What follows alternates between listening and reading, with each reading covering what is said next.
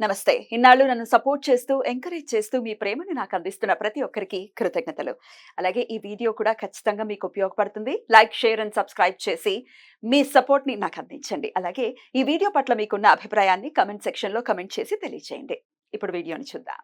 నమస్కారం. శుభోదయం కార్యక్రమానికి స్వాగతం. ఈరోజు 22వ తారీఖు మే నెల 2024వ సంవత్సరం బుధవారం. శ్రీ క్రోధినామ సంవత్సరం ఉత్తరాయణం వసంత ఋతువు.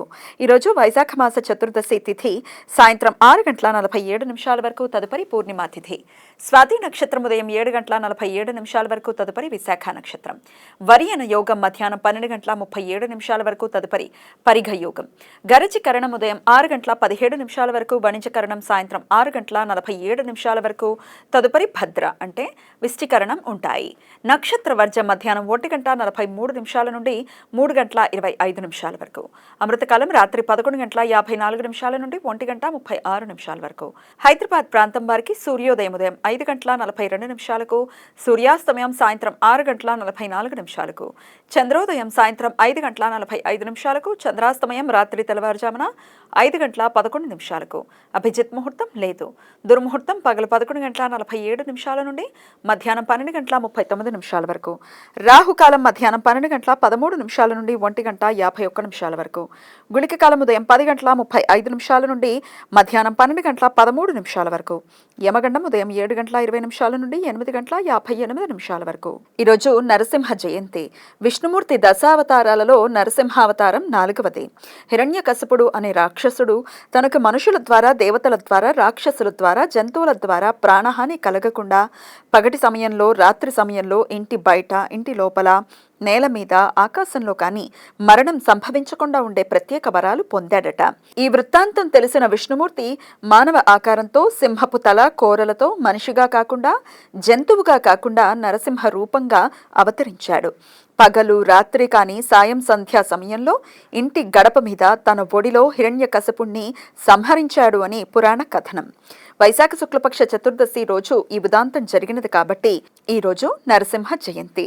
విష్ణు భక్తులు ఈ రోజంతా ఉపవాసం ఉండి సాయం సంధ్య వేళలో లక్ష్మీ నరసింహస్వామికి ప్రత్యేక పూజలు చేస్తారు. ఈరోజు సింహాచలంలోనూ అన్ని వైష్ణవ దేవాలయాల్లోనూ ప్రత్యేక విశేష పూజలు జరుగుతాయి. ఈరోజు లక్ష్మీ నరసింహస్వామికి విశేష పూజలు చేయటం వలన కోరిన కోర్కెలు నెరవేరుతాయని, ఆర్థిక, న్యాయ, చట్టపరమైన, అనారోగ్య లేక భాగస్వామ్య సమస్యలు తొలగిపోతాయని నమ్మకం. ఈ రోజుతో నరసింహ నవరాత్రులు ముగుస్తాయి. ఈరోజు చిన్నమస్తాదేవి జయంతి. తన తలను తానే ఖండించుకున్న దేవతగా చిన్నమస్తికాదేవి దశమహావిద్యలలో 6వ మహావిద్య.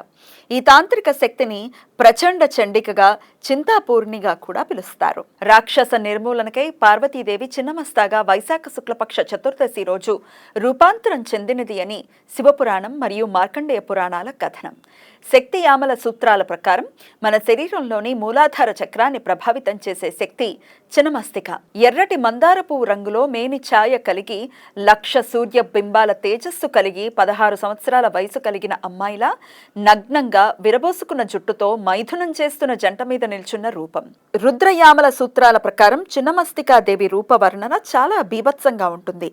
తన తలను తానే నరుక్కుని, ఎడమ చేతిలో తెగిన తన శిరస్సును పట్టుకుని, కుడి చేతిలో తల నరుక్కున్న కత్తిని పట్టుకుని ఉండగా, తెగిన ముండెం నుండి 3 రక్తపు ధారలు ఉవ్వెత్తిన ఎగిసి పడుతూ ఉండగా, ఒక రక్తపు ధారను ఎడమ చేతిలో ఉన్న తెగిన తన శిరస్సు తాగుతూ ఉండగా, మిగిలిన 2 రక్తపు ధారలను డాకిని, వర్ణిని అనే స్త్రీ యోగిని శక్తులు తాగుతున్నట్లుగా రూపవర్ణన.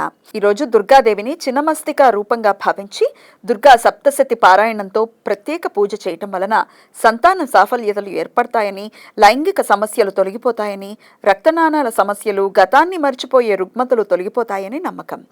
ఈ సమాచారాన్ని మనకు అందించిన వారు మేడికొండూరు విశ్వనాథ్ ప్రసాద్ గారు.